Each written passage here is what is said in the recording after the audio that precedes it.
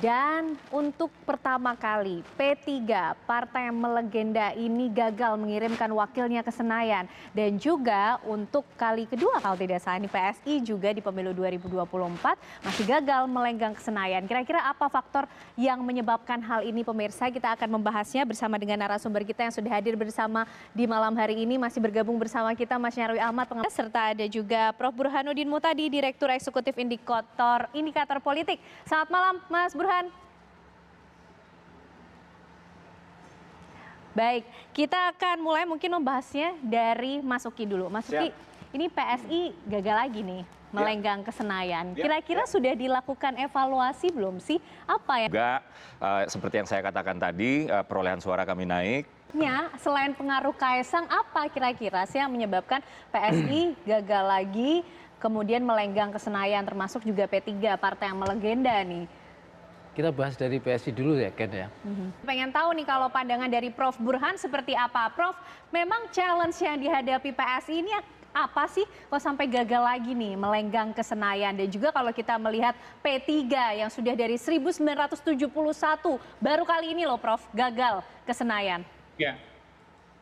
Ya, pertama untuk PSI. Ini kemarin waktu kampanye juga Pak Jokowi kemana, ini juga mendampingi loh ya, udah jor-joran kayaknya. Tapi kita juga nanti akan sambil menunggu Mas Ahmad Baidowi, Ketua DPP P3 untuk bergabung bersama kita. Usai jeda pemirsa kami kembali untuk Anda. Dan melanjutkan pembahasan kita malam hari ini, Mas Uki, kalau tadi sudah disampaikan P3 ini sudah memastikan akan mengajukan gugatan ke MK dari hasil yang diumumkan KPU. Kalau dari PSI sudah mengambil langkah juga belum? Ya, jadi kami sudah memutuskan ya bahwa seluruh pemilih PSI yang berjumlah, terutama nasional ya, berjumlah 4,2 juta ya, di mana ini adalah pertambahan sebanyak 1,6 juta dari pemilu sebelumnya. Dan kami kemudian setelah menerima hasil pemilu, kami move on ya, menatap what's next gitu. Kami menatap what's next ya. Berikutnya yang pertama adalah evaluasi tentu tadi saya sudah katakan. Yang kedua kami akan menghitung-hitung peluang ya, peluang kami di Pilkada 2024, di mana telah adalah sebuah fakta bahwa telah lahir fraksi-fraksi PSI di berbagai daerah ya.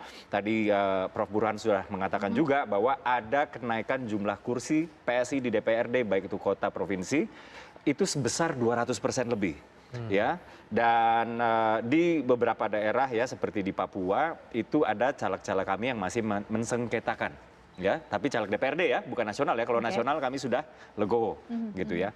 Dan kami menyambut ini dengan riang gembira. Kami menatap kepada pilkada, kami sedang menghitung-hitung pilkada-pilkada mana saja yang kami bisa secara proaktif mengikuti ya, menghitung peluang-peluang untuk berkoalisi dengan partai-partai lain di tingkat daerah dan juga melakukan asesmen terhadap tokoh-tokoh di daerah-daerah tersebut. Oke, baik Mas Uki. Nah, Prof. Burhan tadi kalau Mas Imam menyampaikan dari P3, ini kan akan maju ke MK, membawa gugatannya dari hasil pemilu yang diumumkan KPU. Kemudian, tapi belum banyak menyinggung soal evaluasi internal yang kemudian dilakukan oleh P3. Tadi hanya menjawab kemudian bagaimana penilaian-penilaian orang di luar sana, apakah ini juga akibat dari salahnya langkah politik yang diambil P3, termasuk juga mungkin kalau kita lihat ada beberapa kasus yang kemudian melibatkan nama kader-kader di P3, termasuk juga adanya hilangnya tokoh di partai religius ini. Apakah Mas Prof. Burhan juga melihat hal itu?